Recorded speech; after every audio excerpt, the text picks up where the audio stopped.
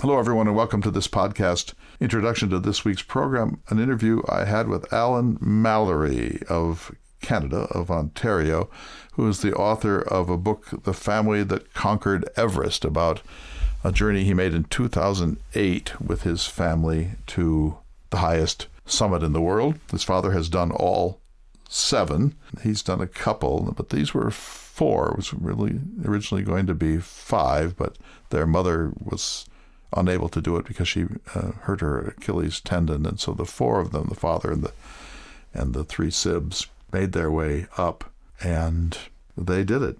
They summited Mount Everest. It's an amazing story. Wow. So let's go to the show because it's just so very interesting.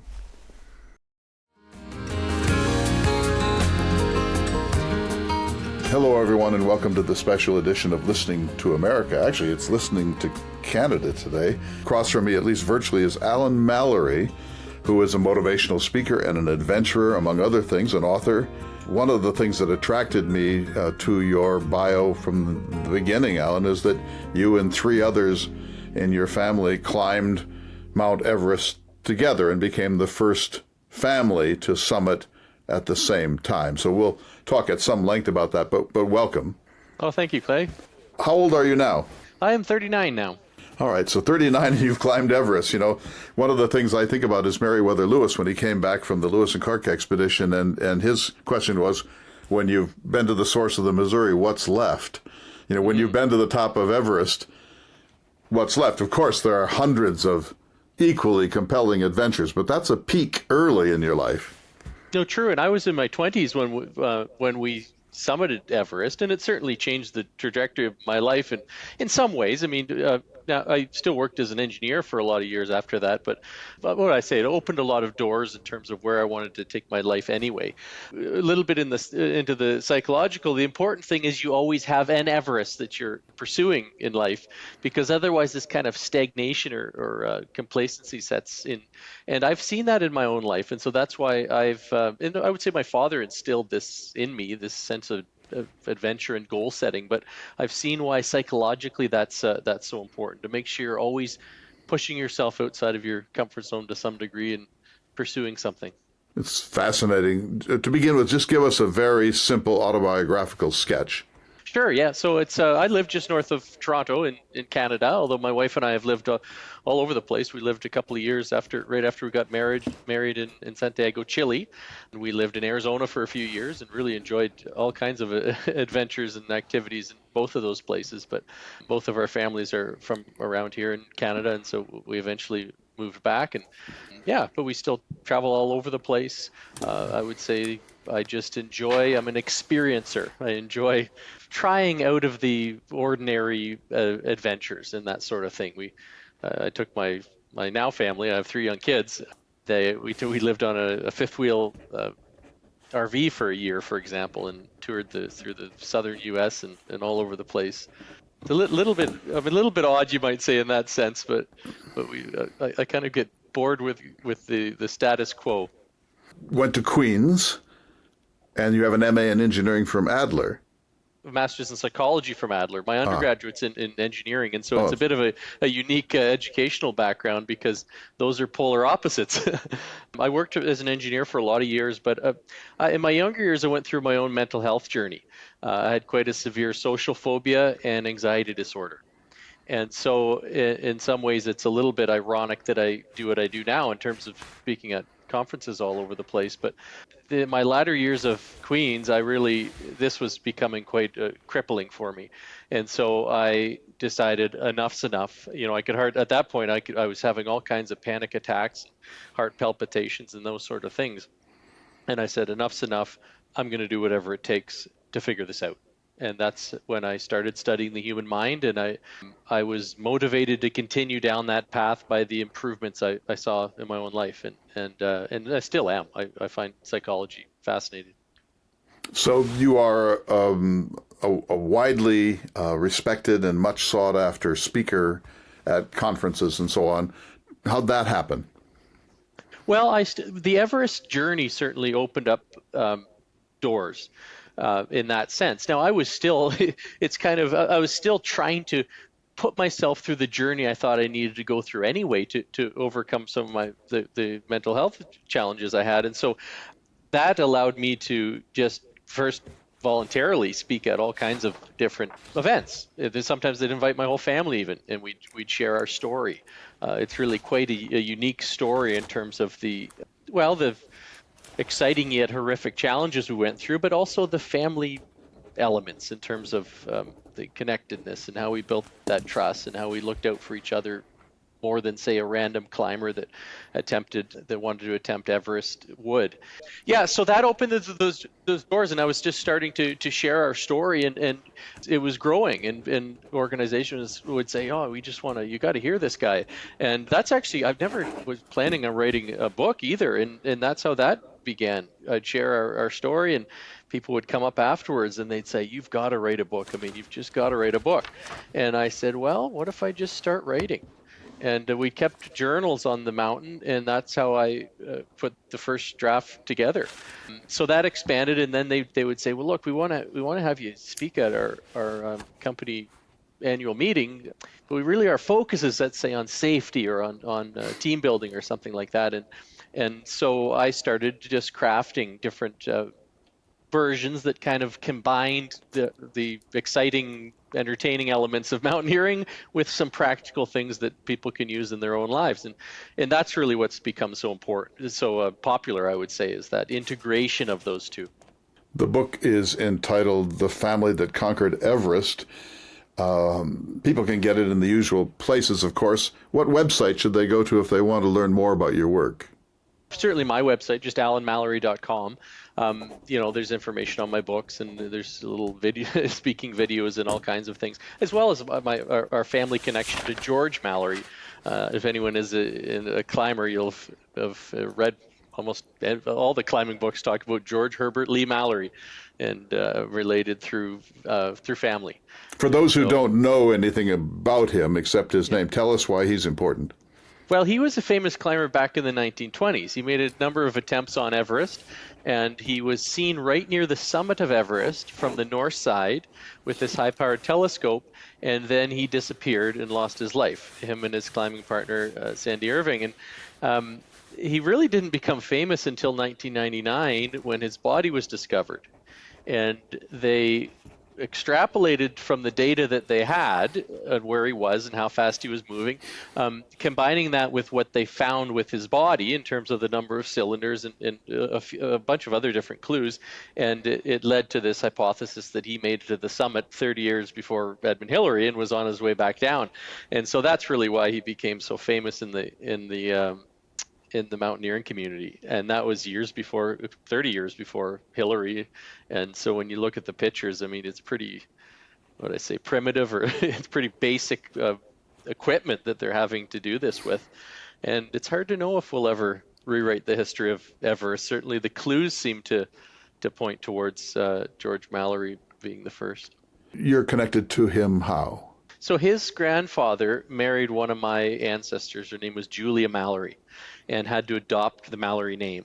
So why there's not really a blood connection, though, it's a family connection, is he adopted the Mallory name, but my ancestor, she died quite young at age 29. And so he dropped the name at that point, and it wasn't till his son, so now we're talking about George Mallory's father, went to apply for the family coat of arms, that the Mallory name came back up because of that first marriage of his father. And so that's he's known as George Mallory, but really there's no Mallory in him. In any way, did the fact that you have that name invite this journey? Yeah, I would say no, because we really didn't know whether there was a connection or not. We only went through the trouble of trying to figure it out because people kept asking us, oh, you must be related to George Mallory. And so we'd actually contacted a genealogy company to try to figure out the connection. So, but that wasn't until a few years after our expedition. So let's go to the journey. At what point in your life did you think, what I want to do is to climb Mount Everest? Well, as I say, the idea of it started with my father, and he really got us into mountaineering, but more broadly, I would say, instilled that adventuresome and goal-setting mindset. Because my brother and sister are pretty similar to me in terms of, how they set goals in life and don't let too much get in the way. he didn't start mountaineering until he was at least in his 40s. But when my brother was 19, I have an older brother, Adam, they flew to South America, to Argentina, to attempt to climb Mount Aconcagua, the highest in South America. And they were successful in climbing that. And so then when I was 19, we flew to Alaska and attempted Denali around McKinley. That was kind of my first, let's say, taste of real high altitude mountaineering. And it's a dangerous, difficult mountain. And it takes 2 weeks to climb. You say attempted. Did you make it? Yeah, we made it to the summit. Yeah. Mm-hmm. Yeah. So, we started weeks out to attempting, climb. but yeah. And then it took us 2 weeks, which is a long, long time. But compared to 2 months on Mount Everest, it's a blip on the radar. But it claims a lot of lives. It has these hidden crevasses on the Kahiltna Glacier, for example. And so we had some scares on that mountain as well. But, there is a feeling of elation and satisfaction when you've put a lot into anything in life, but into mountaineering, and you're able to be successful. And so it's almost, I don't know if I'd use the word addicting, although I think I've met mountaineers that are addicted to it. I mean, I'm not sure it's addicting, often has a pretty negative connotation, but there's yearning for more or something like that. He did the same with my sister. They climbed Mount Elbrus, the highest in Europe. And so then we started talking about Everest about 2 years before we set out. And when was this? 2006. All right. So then we started looking into it, and it has to develop into a personal dream, or if you're not doing it for yourself, you'll talk yourself into turning back long before you get near the end of that 2-month expedition, as most do, because it's kind of layers of, as I say, exciting yet horrific challenges, especially the biological challenges with the sicknesses and the reduced immune function and all of that. Yeah. So at some point you have a family meeting of some sort and you say, I've got an idea. How about if 4 of us climb Mount Everest? Yeah. And No, I was going to say it was the 5 of us at the time, because my mother was involved as well. She actually had a fall just above base camp and tore her Achilles tendon. So she had to abandon her climb. And she was never as keen as the rest of us anyway. So, it's kind of just speculation on, how far she would have made it or who knows. But she's climbed some other high mountains. Yeah, so we started to talk about it and do the research and contact some different outfitters, because someone has to deal with your, let's say, logistics when you're there for 2 months.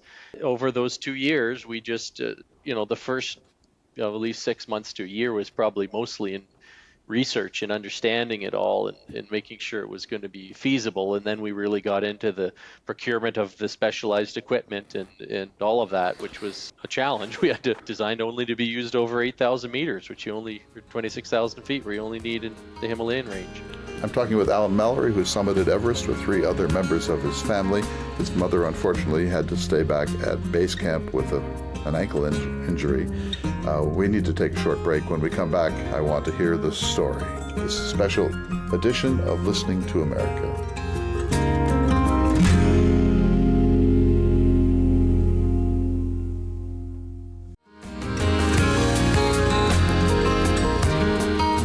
Welcome back to Listening to America. I have the great honor to be speaking with Alan Mallory, related to the Mallory. Lives in Canada, is a motivational speaker and an author, among other things, an adventurer, an engineer, and a master of psychology. So, first of all, quick answer. When you proposed this, did anyone of the 5 of you say, are you nuts? No way. We're not doing that.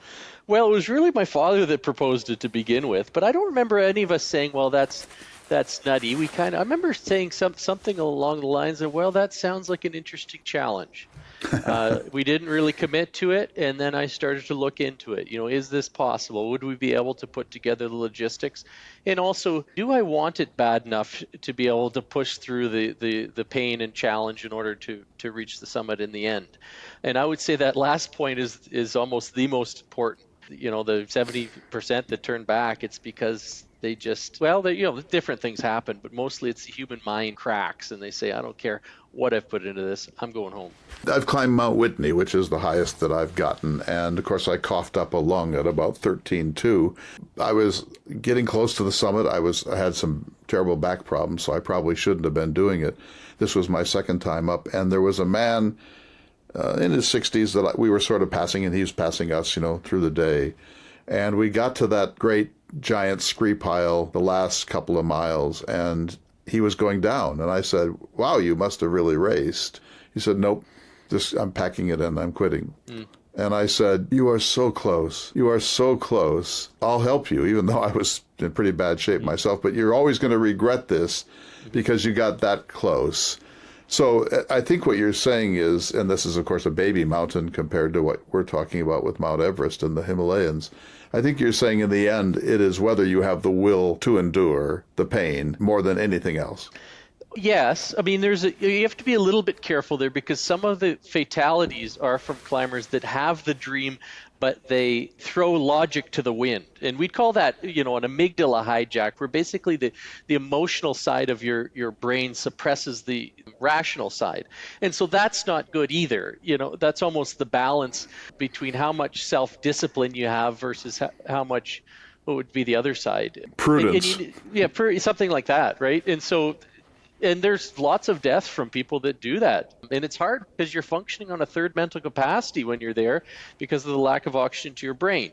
But in general, if we don't include those that kind of completely throw logic to the wind, you do need a certain degree of resilience and grit and drive, and you have to want it bad enough and be able to control your focus and your mindset so that you don't overly entertain the idea of turning back, even though it would be much more. It's delayed gratification in many ways, although it's hard to do a cost benefit analysis on something like summiting a mountain because it's a personal satisfaction. But you touched on it. I mean, there would be a certain amount of regret if you turn back. Know your limitations, but I mean, everyone's limitations are tested on Everest. Sure, yeah. That wouldn't be true necessarily on Whitney. I think the success rate on Whitney is 30%. What's the success rate at Everest? Well, we were there, it was 29%. Yeah, so this is back in 2008. I haven't looked recently. There have been a lot more people attempting it recently, but there's been some big natural disasters and so on as well. For those that don't know, in the simplest terms, and then we'll come back to look at more detail, but tell us the steps. So, I'll start you. You have to have the will to do it, and you have to have enough money to do it, and you have to fly to a starting point. Pick it up from there. Well, on Everest, you basically need an outfitter, as far as I can see. Replenish your food supplies over those 2 months, and also you want to pool some of the resources, because if your tents get destroyed, you're out of luck, and so that's why you use an outfitter. That a bunch of climbers get together and use that. So that's what we did, and so they supplied some of those logistical supports, the tents, for example, some of the medical supplies, replenishing the food, and so we had that in place. You start from Lukla, which is where you fly into. You're at about 9,000 vertical feet, and then you've got about a 10-day trek into base camp through the beautiful Khumbu Valley. You see they call them tea houses, but they're stone houses that the locals make to provide trekkers and climbers different things on and lodging on the way in and out of base camp. So you've got 10 days of that. It's no picnic in itself. A lot of people, I actually recommend that to people just to see the different world. You're at a pretty high altitude. You're getting up to 17,500 feet at base camp, and you have the challenges of the Khumbu cough from the dry air and the yaks that there's really the droppings from the yaks that they use to carry the gear. Now you're at base camp. You've got to wait at least probably 5 days. I think we were 5 days before you can start making some acclimatization pushes. Base camp is 17.5? 17.5, yeah. So it's, you're going to have some oxygen deprivation issues there. It's higher than most of the mountains in the world already. Yeah, and so, when you first get there, you've got the headaches and nausea and the onset of acute mountain sickness. And so that's why you can't go too much further until you've acclimatized. I've seen photos of the base camp, and I suppose it varies from year to year, but enormous number of tents and banners and flags and frankly some trash too. It's a huge site. Yeah, no, it's pretty unique to see for sure. So we're there for 5 days, and then we start doing some acclimatization pushes. Everest's a little bit different than most other mountains. Most other mountains you can just control your acclimatization by moving slowly or doing what we call gear caching, where you bring half of your gear up 2,000 feet and then come back down and sleep. At the altitude of Everest, you have to make these pushes way up and then back, and then even farther and then back. And so you go through the Khumbu icefall, for example, above base camp. We went through 6 times. So eventually, after a few acclimatization climbs on other mountains around the area, you make an attempt to go through the Khumbu icefall. That's the most dangerous. Most people consider that the most dangerous part on the south side of Everest, because you've got at least 50 crevasses in the ice that are hundreds and hundreds of feet deep. You're crossing them on aluminum ladders, up to 4 ladders tied end to end, and you're going through it 6 times.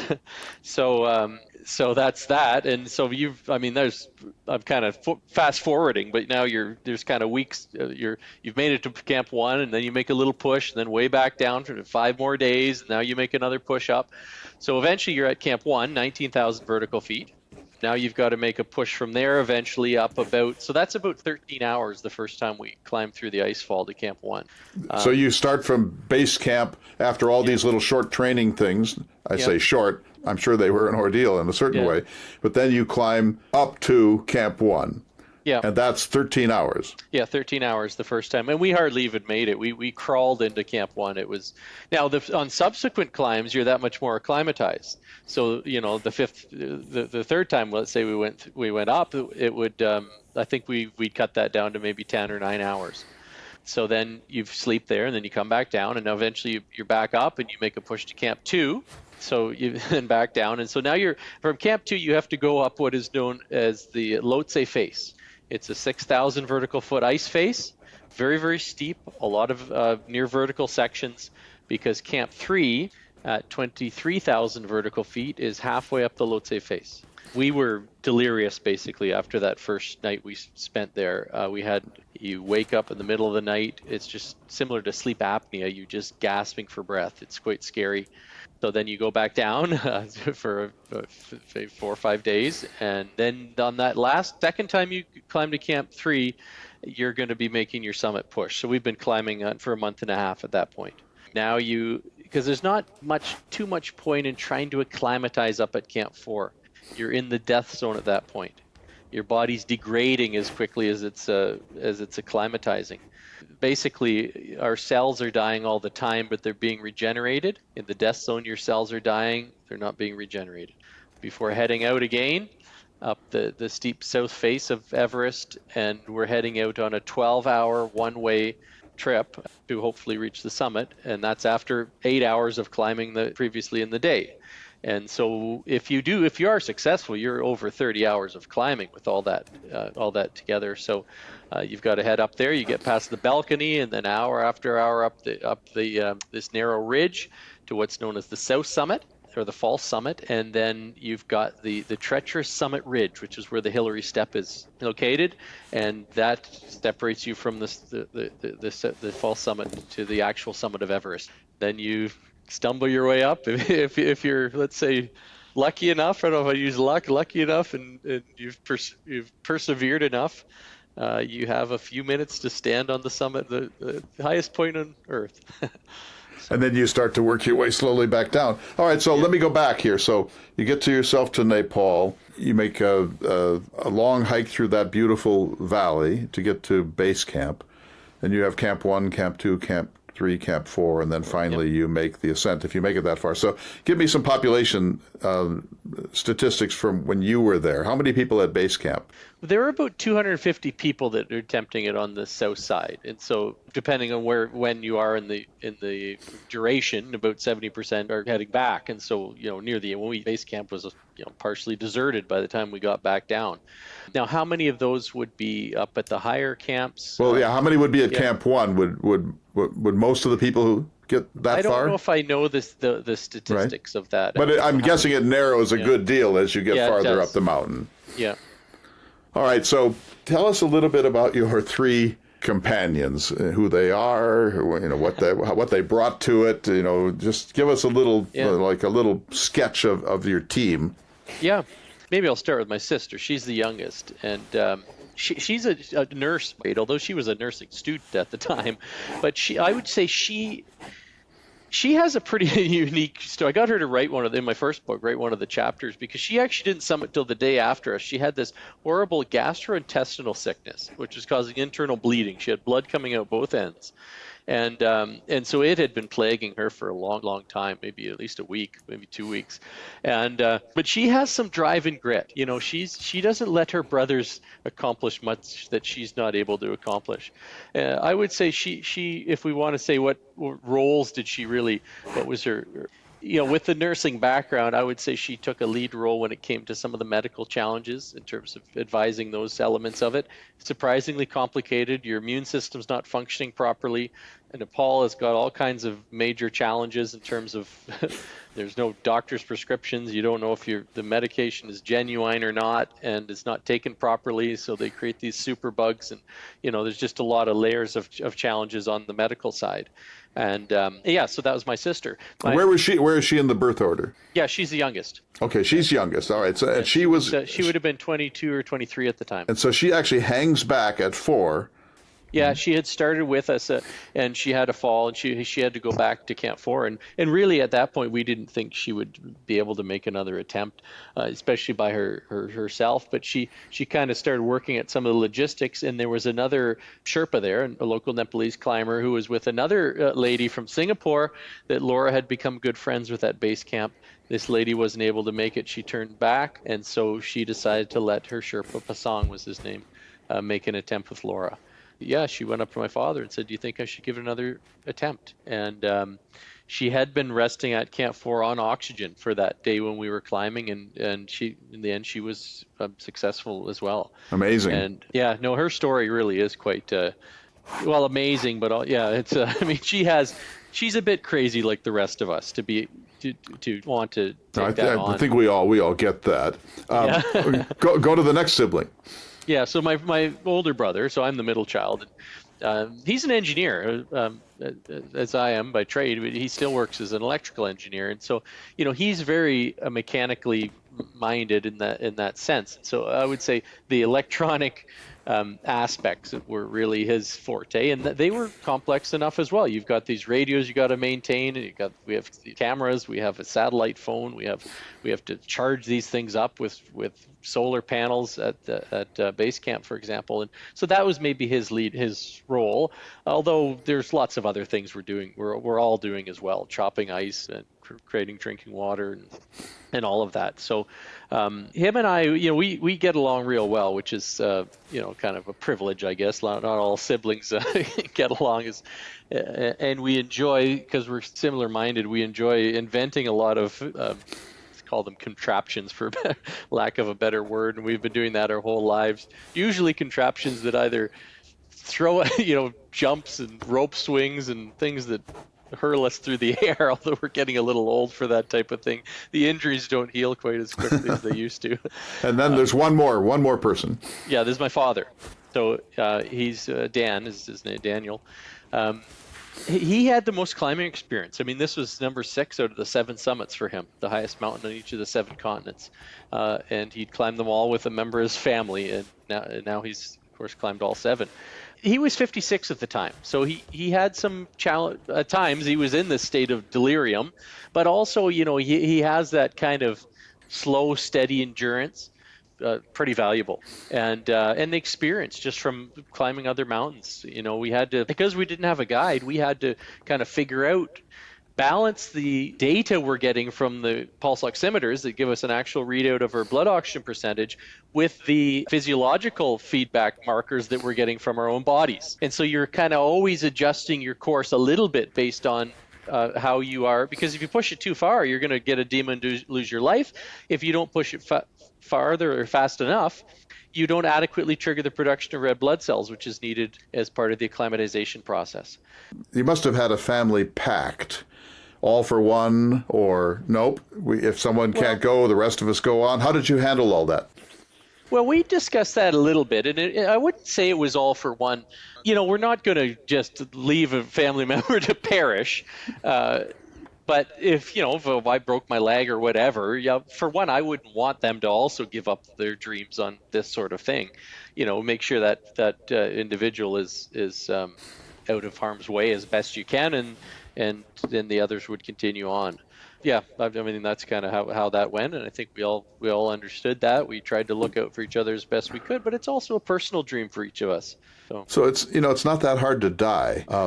Did you think about it, talk about it before you undertook this adventure? We talked about it a little bit, but I wouldn't say we did immerse ourselves ad nauseam in that element.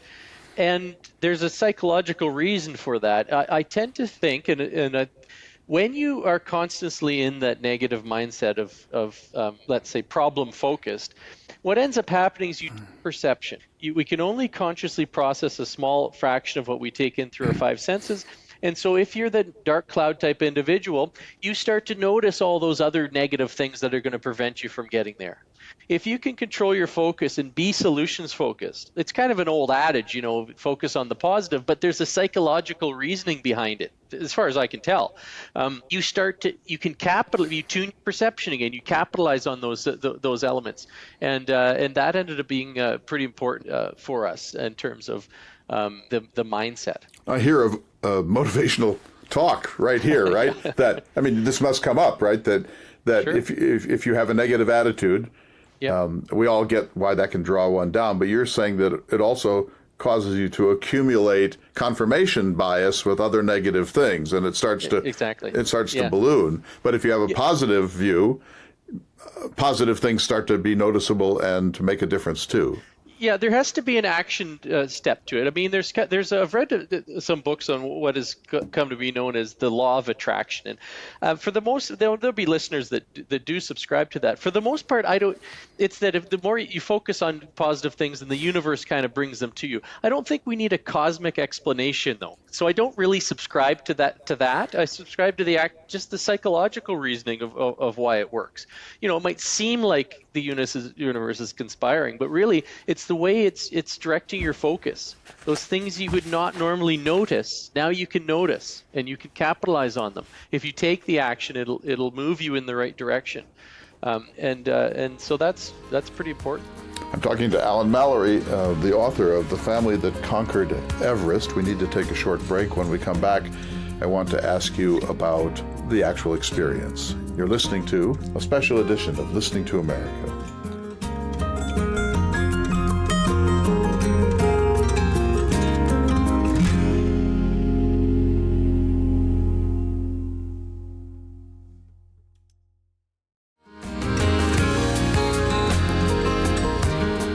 Welcome back, everyone. I'm talking to Alan Mallory from Canada. It's a Commonwealth. Yeah.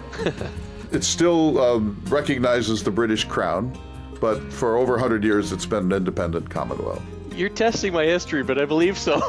Come on, you're the Canadian here, Alan. Yeah, there you go. I guess I should have. I live in North Dakota, so we spend a lot of time in Winnipeg and in Saskatchewan and Regina and so on. I don't really know Eastern Canada. So, all right, so we've got you on the mountain. You don't have a guide, you have an outfitter. And there are 4 of you now. Tell us what it's like. When I climb a tall thing, you have a little breakfast, you start out, you get winded, you stop, you refill your canteens, you have lunch, you get winded, you stop. What happens on an average day on that mountain? Well, when we're up near the summit, let's say we're up above Camp 3 or Camp 4, it's a pretty slow process. Everything is in, kind of half speed or maybe quarter speed. When we're in the tents, we're almost always melting ice and snow. It's really quite boring, that aspect of it. But you have to drink between 5 and 6 liters of water a day. So that's 1.5 gallons of water in order to aid in the acclimatization process. And it all has to be melted for the most part. And so you're always just running these stoves. And you carry Nalgene water bottles inside of our jackets so they don't freeze. And that's what we're drinking almost all the time, and taking a diuretic pill called acetosalamide or Diamox. When you actually then you pack up and you leave the tent, for example, it is, as I say, a slow process. 2 tiny steps, then you kind of hover there gasping for breath, trying to maintain your consciousness. And at times I would kind of white out. Like when I would have to summon up energy to say pull myself over a vertical ledge, I would lose my vision temporarily until my automatic systems basically took back over. You feel like, wow, what if I just like take 5 or 6 fast steps? Let's get this over with. But you pay the price when you do something like that. It's almost a patience game. You take those 2 steps, you try to you stand there kind of gasping, then 2 more, and those that reach the summit, it's slow and steady wins the race. And that's hour after hour after hour. So really, at Camp 4 and beyond, it's 2 steps and a break, 2 steps and breathing hard, 2 steps and gasping. Yep. And so it's got to be exhausting too, in addition to being a little frightening because you're fighting for air. Yeah, it is. I would say the frightening is a good word, especially when you overexert yourself, because it's like it's drowning almost, right? You can't get enough of the available oxygen. And so there's actually, the oxygen level is similar. It's the pressure that's the problem. Because the pressure is so low, the oxygen molecules are spread out. And so when you take a breath of air, you get 1/3 the oxygen molecules that you would normally get, and so that's the issue. Makes a big difference. If the climbers that attempt it without oxygen, it's instead of 2 months, it's 3-4 months, and that much more time building up the red blood cells and acclimatizing and all of that. So let's say it's the last day, and you're doing this very slow and steady movement. What's the temperature and what's the wind? We didn't have a thermometer, and so I don't know exactly, but up near the summit, it's always almost -30 to -40, and that's Celsius. It's the lack of blood circulation that you get, and that's why you have to almost eliminate the heat loss from your extremities, and that's why there's lots of climbers with frozen ears and frozen eyeballs and missing fingers and toes and all kinds of horrible things, and so that's the real risk and danger. And is there wind? Yeah, I mean, it was windy. Our summit, we took a little video from the summit, and you can hardly hear this talking, so much wind. But I would say relatively, it was a lot less than normal. Most of the year, the summit's in the jet stream, and so you get quite a few 100-mile-an-hour winds. You aim for a relatively calm day, which is still going to be windy. So at this point, there are 3 of you. And are you clustered together? Do you spread out at all? Do you communicate? We were mostly spread out. You're kind of in your own, I almost always went on ahead. You go on your own steady pace, because it's almost, it's detrimental to go faster than you feel you should, but also if you're kind of waiting, it is. And so we would often separate a fair bit, as we even did on that summit day.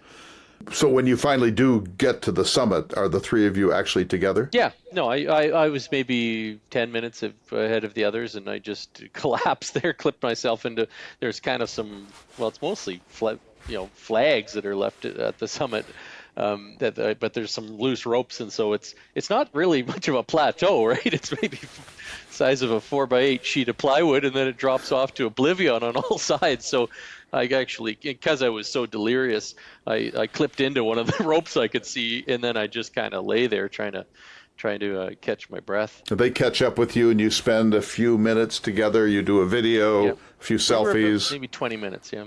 And then you start to work your way down. Yep. And we had our biggest scares on the way down. I mean, I already talked. The 2 scares were, it ended up being a regulator malfunction, but I basically ran out of oxygen, and I was having the onset of the cerebral edema, and I thought I was a goner. And so it's, my father ended up actually figuring it out. He went into my pack, and it was a problem with the regulator. But you don't know that you can't feel the oxygen flowing, but your lungs certainly know.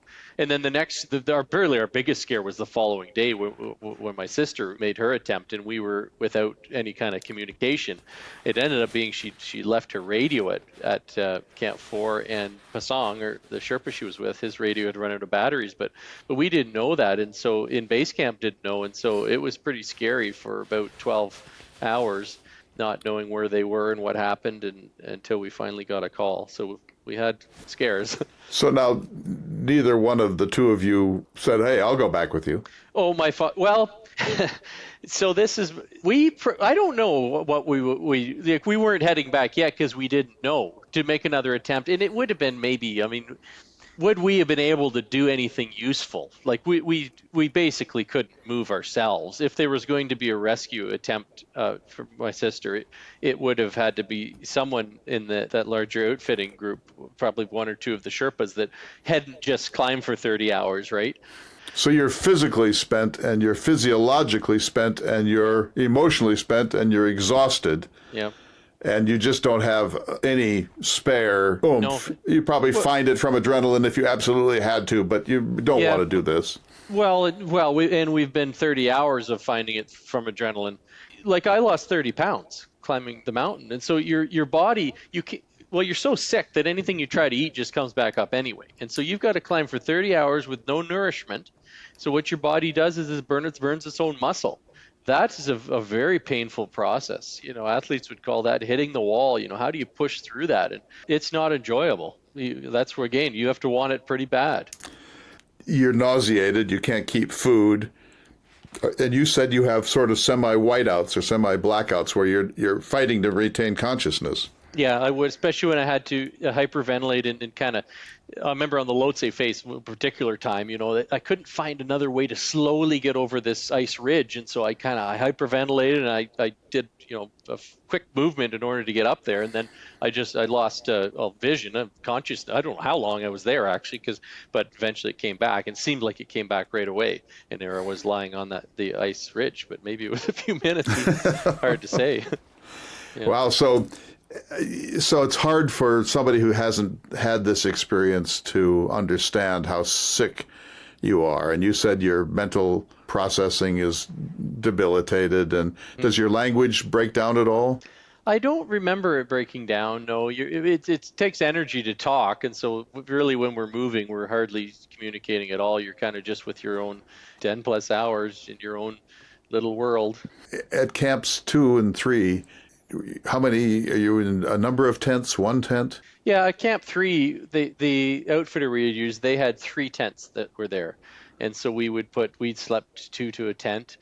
So do you have an evening meal together, or is it basically you have your power bar and go to bed? Yeah, we would, you're always melting the ice and snow. And so in general, what we're eating at the high camps is those little powdered soup mixes. You get your liquid in you. I guess there's a few calories there. As you come down, you've had this sense of triumph, and I think the fact that your sister made it could only add to your sense of familial joy about all of this. How far do you have to come down until you think, hey, I can breathe again? Well, you start to notice the benefits of the oxygen right away. We had a couple of partial filled oxygen cylinders, and we weren't going to let them go to waste, so we just used them all the way down to about Camp 2. And then by the time you're going down through the Khumbu Icefall, you start to, you just feel great because you've got so many additional red blood cells. And as you go down, you get more and more of that blood doping phenomenon. By the time you get down to Lukla, or back to Kathmandu, you just feel like a superhuman. You can run and your heart's just barely even beating. And you can eat again? Oh, we just ate and ate. We went to the biggest buffet we could find. Yeah. Back in Kathmandu. At any point did you think, nope, no, just ain't worth it. It's just too painful. I should quit. There's always that aspect in part of your mind. That's not just in mountaineering, in any kind of challenge in life, you're faced with that, and you almost need to be able to quiet that side of your mind. I don't know if you're quieting the side of your mind. You might be, a better way to think of it is you might be strengthening the other side of your mind that has the resolve and drive. You build resilience through starting small with things that you can actually work through and making sure they matter to you and making sure you overcome them. When you just allow yourself to give up, like the New Year's resolutions that are out the window within a few weeks, you kind of train yourself that you're the type of person that just gives up on personal commitments. And so I think that really erodes your resilience.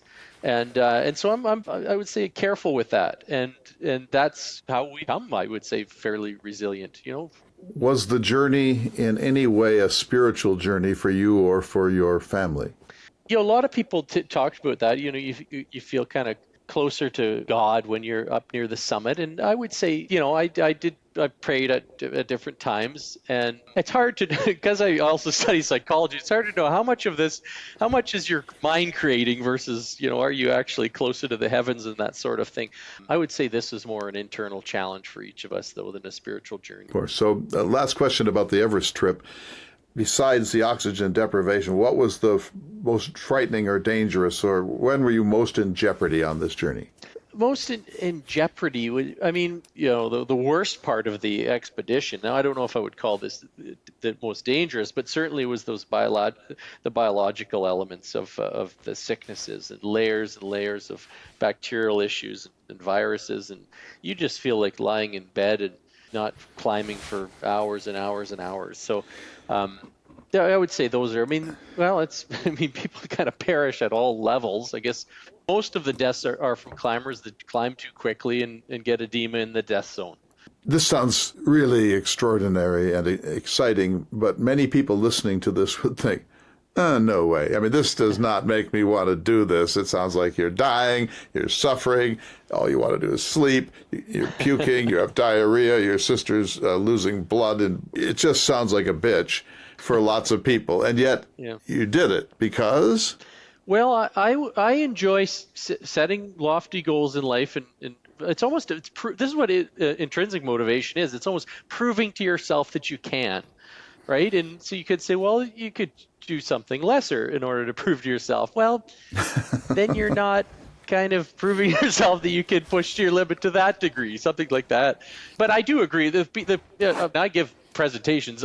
Basically, no one wants to climb Everest if they hear our story and see our images afterwards. But almost everyone who emails me or comes up to talk afterwards has an Everest in their own life, and they share how much of an inspiration that what they just heard was in overcoming it. And so and I might not understand what they're passionate about. We're different people, but find out what really is going to make you tick and pursue it.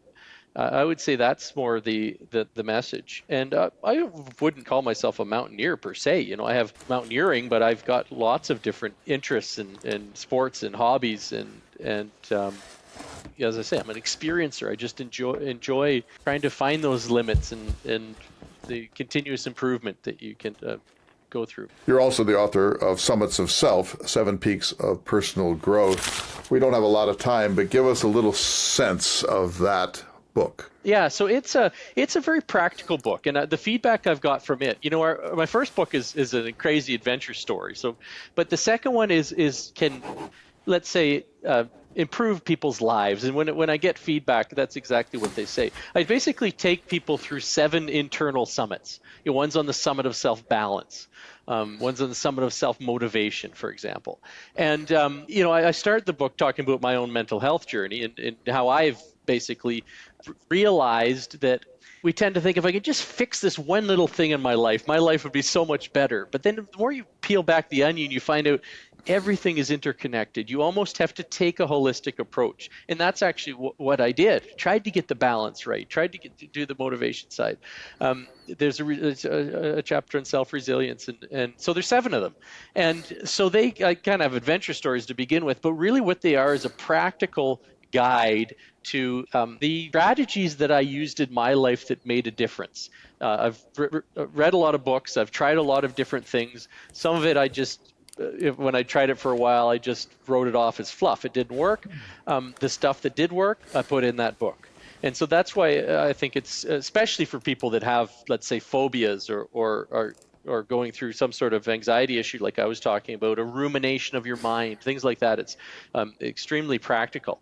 And so I'm pretty proud of that book for that. It's something I wanted to write for quite a while. And there was, what do I call it, trepidation. I had to really open up in that book for one. And so I had to be kind of comfortable with that. But I thought, if I'm not an open book myself, it's not going to be practical for people. And so I tried to just lay it all out there. And so that's what that's all about. And I really do enjoy when people, say email me afterwards and share their own journey and how some of those strategies were helpful for them. So it's connected to the Everest book in some ways, in that I use some mountaineering analogies. They're more adventure analogies, but it's quite a practical book.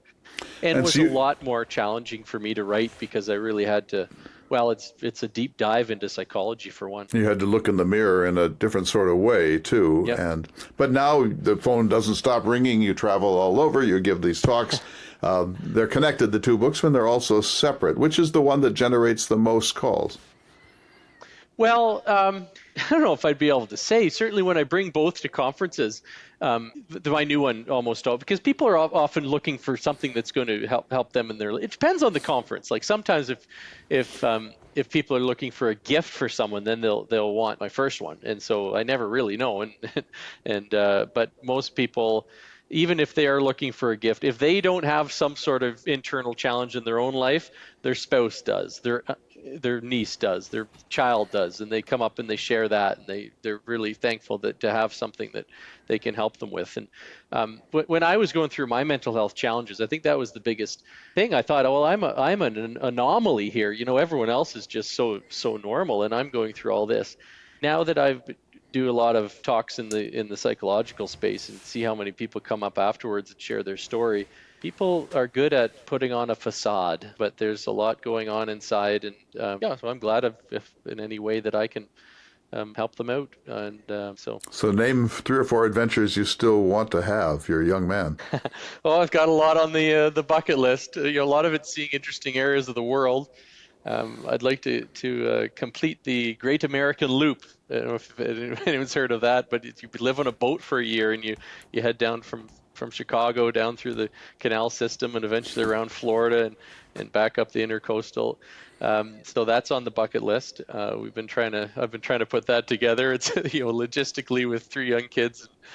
It's not the easiest thing, but we lived for a year on a fifth wheel trailer. So we pulled that off. That was actually during the COVID years. Our kids were doing online school anyway, because everything was pretty much shut down in Canada. So, Alan Mallory, thank you for your time today. This has been fascinating. I know we'll be getting our listeners to purchase your books and go to your website, alanmallory.com. To all of our listeners, we'll see you next week for another important edition of Listening to America.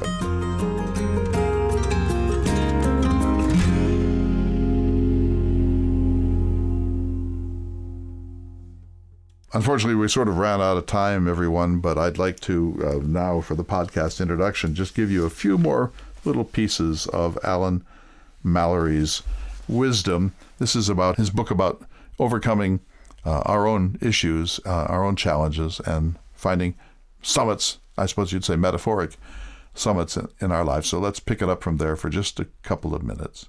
So, Alan, tell me a little bit about anxiety, and is there a chapter on anxiety in the book? Yes, there's that would fall under, well, I guess a lot of the chapters touch on those elements, but that's the chapter on self-regulation more than anything. From a psychological point of view, also what the direction we've been going is making it worse, because we've been focusing on safe spaces and keeping people away from controversial views and that sort of thing. And you go to the universities now, and that's what it's all about. That is contrary to all of the psychological evidence. What you need some sort of adversity. You need to be. That's how you build yourself, by overcoming that. So I think all of this the direction we're going, it's not informed by science, unfortunately. I mean, we all have things that are going to be triggers and causes anxiety, but the generalized anxiety disorder, what it is you don't even need a trigger anymore. The noticing of your own anxiety is enough to perpetuate the cycle. We call that a positive feedback loop, and that's what I had. Just continuously in your own mind, you're kind of noticing these negative symptoms, and that's what's continuing the negative symptoms. That's a very dangerous place to be, because you think you can't sink any lower, and there's always a way to sink lower. And so that's where the self-education came into play. I couldn't figure it out from just taking an engineer's approach to try to analyze it, because in a way it's the continuous analysis that's continuing it. You've got to get out of your mind, get into the world around you. And also, I hated that part of me.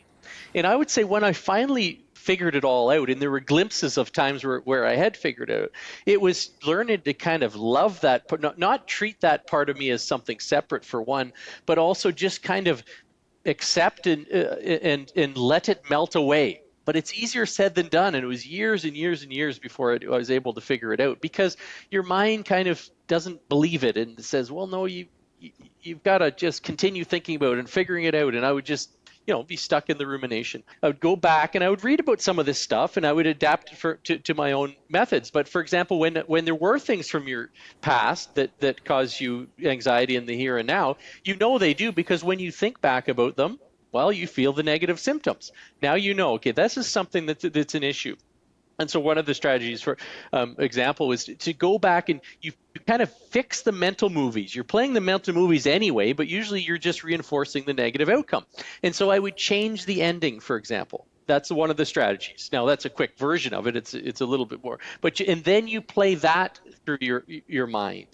And then there's another one where I would go back and picture myself in those situations, but when I was a child, let's say, if it was a childhood thing, but also the adult version of myself kind of talking to that child version and consoling and explaining. And so when I first started doing these, I thought, well, these are really silly.